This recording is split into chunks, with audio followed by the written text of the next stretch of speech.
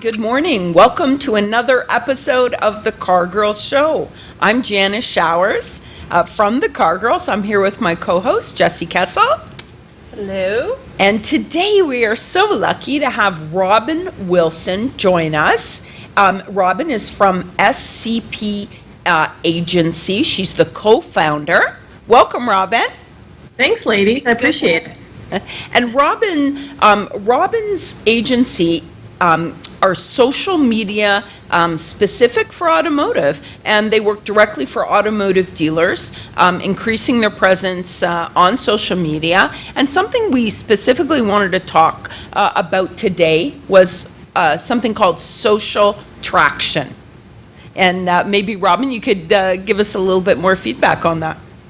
Sure. So, and we've talked several times about this, but one of the things that dealerships worldwide, like not just in the US or not just in Canada or not just any other part of the country, have to deal with that kind of negative backlash when things don't go perfect for the consumer. And we have found that we can kind of insulate the dealership a little bit against some of that negativity if we can get them to buy into participating in community events or be part of the community, and a lot of them do already. I was actually on a call with a luxury dealership in Denver the other day, and they're so heavily involved in the community and in giving back, but if you go to their social media, you don't see any of that. Like, maybe their small circle of customers knows it, but the rest of the community in Denver doesn't know how heavily involved they are every month in giving back to the community. So that's a little crazy, isn't it? I mean, it's not that the dealers aren't involved in their communities or aren't doing good deeds. They are, but there's no reflection of it. We're just not seeing it. Right, and I don't know what their adversity is to it. I mean, I've heard, like, I had a dealership that actually was really good they're really involved in the community, and I had an event that I had set up for them 3 years ago, and every time they would be involved in this, we would time-lapse. It was cooking at a homeless shelter once a month, and we would time-lapse video it, right? And so one month I didn't get to be there to help them out with that, and I'm like, hey, where's my video and stuff from that event? And they're like, oh yeah, well, we want to just do good stuff for good stuff's sake. And I'm like, no. Give me the evidence of it. Because what happens is, like I was telling you guys earlier, like if you have a jar full of coins and every time you do something good in the community, every time you invest in your community, coins go in that jar, right? And it just fills up and fills up. And that's just like that social traction and social currency for them to know who you are at the core of your business. And so then when someone wants to come take money out of your jar because they had a bad experience at your store, it not only gets lost in all of the good news of stuff that's going on, but they're less likely to want to vilify you because you're such an integral part of who they are, of who you are in the community and the things that you give back to. So, Robin, I know that you spoke to us when we were at the Women in Automotive conference during your workshop about some examples of the events that some of the dealerships are putting on that were really successful. Yeah. And one in particular, Janice and I dealer for the people. The dealer for the people. It was like Pickle-rific or something. He was a character that all the kids really And enjoyed. He put on the kids race, a race for kids in the community, right? Tell us a little bit. We love that. So he kind of ties his marketing in with what he's doing. He's so good. I love working with him. So he had a nickel pickle sale, but he runs that for like 3 months in the late spring and early summer. And during that entire time, like he would go out, this before school got out, he has this big, huge pickle suit, and he would put it on, and he found this book that was all about this pickle, going to school and all of his friends, whatever. And so he would go to the kindergarten classes and read this book in his pickle costume in Arizona. Mind you, it's like already 100 degrees, and he's in this big pickle costume, and he's reading this book to kindergartners. And he got to the end, and he goes like, "What do you think about that?" And this little kindergartner went, "I think it's pickle-rific." And the thing is, if you think about that, like those kindergartners are not buying cars, right? And so if you just look at everything for what the monetary value of it is, other than giving back to the community, because at the end of that, he gave those school teachers $500 for school supplies for their classroom too. Each teacher that he went into their classroom and read. But he does stuff like this all the time, and there is no agenda other than giving back to the community, but we also make sure that we've got that top of mind awareness to make sure that the community knows that he's doing that. And that's the thing about social is that, like, you don't always have to be selling, right? Like, people will automatically tie you to what you do anyways without having to say, come buy a car for me, you know? So and that's a Kia store, right? That just was the fact that he's Roper showing Kia. up and that they're so, you know, they're so involved in the community right away is giving that awareness. Right. And, you know, you can find what's, you know, important to you. If it's not authentic, and we found this at that Roper Kia store, if we found that there was something that the owner was not, it wasn't like super passionate for him, it never turned out as well as when we found out where his heart was and where he wanted to give back. And on whether it was breast cancer awareness or April is child abuse awareness month, and they do a big toy drive.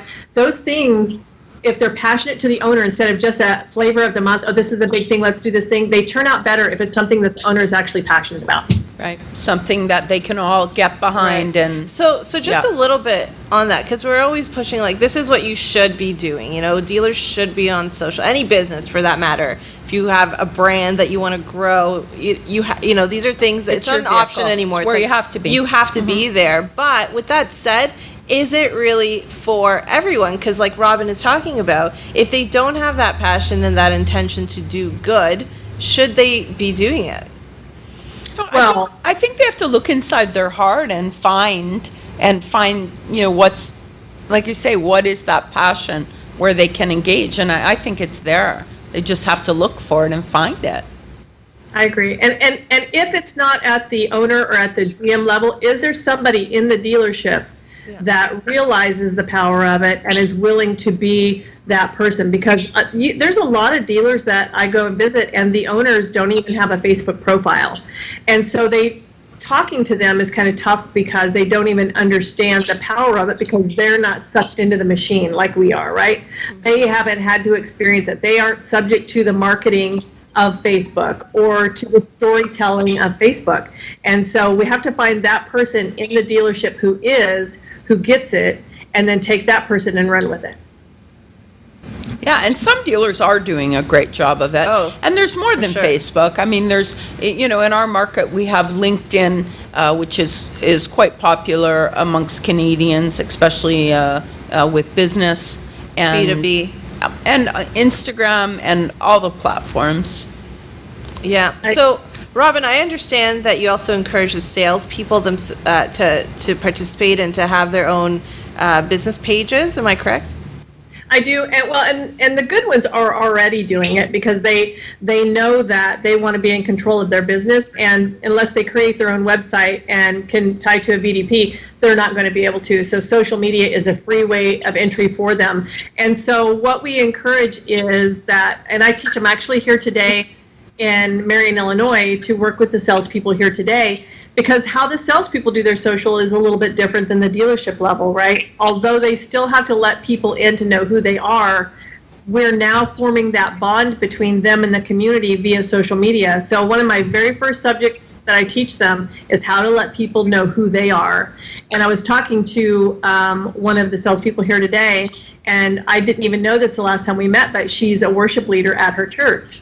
Now, every person has a tribe of people, okay? Whether you're ex-military and your tribe of people are vets or people who are of that mindset, then that's a tribe of people. If you like are a tattoo person, you love tattoos, you've got great ink on you, you know, those are a tribe of people. If you are involved in your church, those are a tribe of people. And so the thing is for each one of these salespeople is to find the people that they will speak to naturally, that they're comfortable speaking to naturally, and then they'll start developing a tribe of people that they didn't even know were out there that were listening for a voice like theirs. That completely makes sense. Yeah, and here in Toronto especially, like, we are so diverse. We have so many cultures, you know, that live here, and you know, everybody's got sort of something that, you know, is unique to them and their community that they're involved with. So, like, why not utilize all of that network? Yeah, And totally makes sense. It's a great jumping off point. So even though you're going to end up let's say that you are into the tattoo community and those become some of your tribe of people that start that momentum for you. It doesn't mean that you're not going to sell cars to a blue-haired old lady like me. It just means that you've got your tribe started already where you're comfortable speaking to them on social, and now you can incorporate other groups of people in, but now you've got your core people that are right there.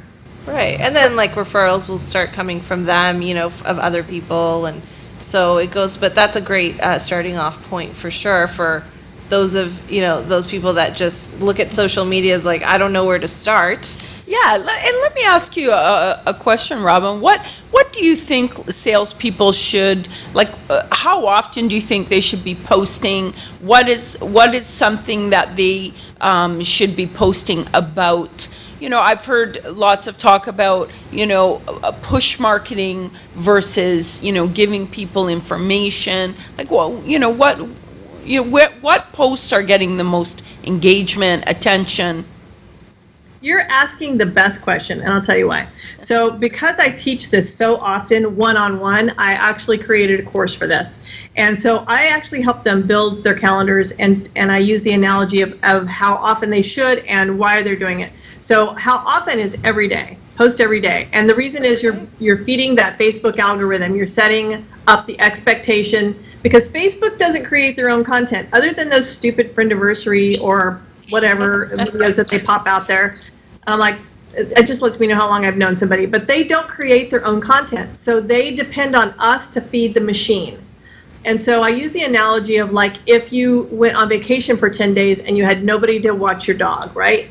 And so you're like, oh, but my dog is so good. He only eats his bowlful every day, and the water feeder is automatic, so it's going to feed him. So I'm just going to leave this 20-pound bag of dog food here, and that dog will eat what it needs every day. It'll take what it needs every day, right? Well, that works for maybe 2 days, and then by day 3, the dog's panicking. He's eat all the food. He's throwing it all up all over the house. He's made a mess everywhere, and it was a disaster. It didn't work out, right? Because he didn't trust you to ever feed him again.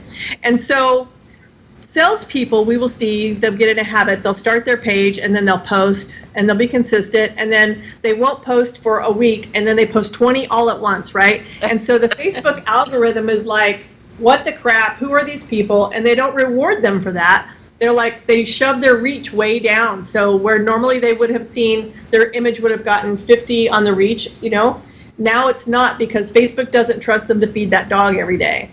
Wow. And so every day has to be posted. Okay. And then I always recommend only 2 vehicle posts per week. So if you're in a franchise market, I would say 1 new vehicle a week, 1 pre-owned vehicle of the week, and then the rest of it has to be engaging, because it's all about the algorithm, right? So we want them to take an electronic action every day. I would like them to, but if you just keep giving them car, sold customer, car, hey, I sell cars, hey, I sell cars again, there's never a call to action to do something other than like this stupid photo of a, Toyota Prius or whatever. But if you give them something fun to engage with, and it's silly sometimes because you think about it and you're like, what does that have to do with selling a car? It doesn't. It has to do with social media. So if you knew the number of people who will fight with you about whether or not pineapple goes on pizza. People are crazy about that. Did you post that? Was that your post, the pineapple on the pizza? Yeah, so we were teaching a class. We were teaching a social media workshop to some people, and we're like, look, we're going to show you exactly what this is like. So we posted it while we were teaching the course, and by the time we got done with that workshop, there was already 78 engagements on that post, and that was an hour later. No, it's true. Social media today has become more of like a documentation of what is happening in your life on a day-to-day than it is just, you shouldn't have to think too hard about what am I going to post. Post what you're doing. What is your day like? Because honestly, that seems to be what works really well on social. People want to know you, want to see what you're doing throughout the day. And so, if you're eating a pizza with pineapple on it, there you go. There's a post, I think we've got some great takeaways for our salespeople and our automotive audience right here from Robin. Post daily. That's 7 posts a week. 1 new car, 1 used car. I love that. That's a formula, because people ask me that question, and I don't always know what to say. So daily, 1 new, 1 used, and don't drop it. And engage back. Like if you have people liking your post, if they're commenting on your post, like make sure that you're also engaging with them and thanking them or posting your comment, and be active. Don't just kind of, post it and then forget it. And Right, if you 'cause every are, comment, Facebook doesn't care. They don't know the difference between you commenting and me replying to you. So it's like you're like, let's go back to pineapple for pizza, and we're like, yeah, I hate it. A pineapple goes in the trash, whatever. Every time someone comments, reply back to them, and it just kind of blows up from there. great Yeah, tip. yeah. And Yeah. so, and the other tip that she gave us was the starting point, right? Start with your own community and find what's unique about you. Yeah. And then Speak to your own tribe. yeah, start with your own tribe. Exactly. Thank you so much, Robin, for taking the time to speak with us today. You gave us some really good golden nuggets. We'd love to have you back. Yes, and, definitely would love to have you back and talk again. I mean, just the social traction, I think, is really important for dealers to hear. I mean, who hasn't had a bad review on Google, and how to respond, and and how to tackle that? Yeah, perfect. So that wraps up our show for today. Thanks again to Robin. We'll give you her info below if you'd like to reach out to her. And that's it. We'll catch you on the next episode of the Car Girl Show. Don't forget to make your post today. Thanks for watching another episode of the Car Girl Show. Now we have a big announcement to make. We're so excited to announce our new venture, and that's the Triple Threat Academy. We're calling it T3 for short, and it's coming soon. I am so excited to be putting this on with Janice. Combined, we have over 50 years of experience, both in retail, marketing, branding, social media. And so this course is actually going to cover the best of BDC, the tactics and strategies that nobody tells you about in social media and marketing. It's going to be for 2 days. What are those dates? It's October 2nd and 3rd, coming this fall. That's right. And we want branding ambassadors, marketing coordinators and managers, internet managers, BDC personnel. BDC personnel, anyone that is going to really benefit from both marketing and business development. Really today, you don't have a choice. These two things now go together. And the more you understand how they fit together, the more successful you will be in your career path as well as your dealership. So we are seeing a lot of dealerships are hiring a marketing personnel, and we want to help these people. We want to help the staff sell more cars, bring in more traffic, monetize and merchandise your dealership better online. And we have some secrets for them. We have some tips and tricks, and I'm actually going to reveal a few of my BDC secrets that normally I keep internally in the Car Girls, but I am going to send some home. awesome. I cannot wait. October 2nd and 3rd. We do have limited spacing. That's just a reality of, the center will be at. Yeah, there's only so many seats. It will be taking place in Aurora at the Car Girls head offices. Yeah, so make sure that you go to the link below. There's going to be more information. We're also going to be qualifying people because there are limited spaces. So just fill out the form, and then we'll have somebody contact you and take it from there. So we really hope to see you guys there. And until then, Yeah, keep watching the Car Girl Show. thank you.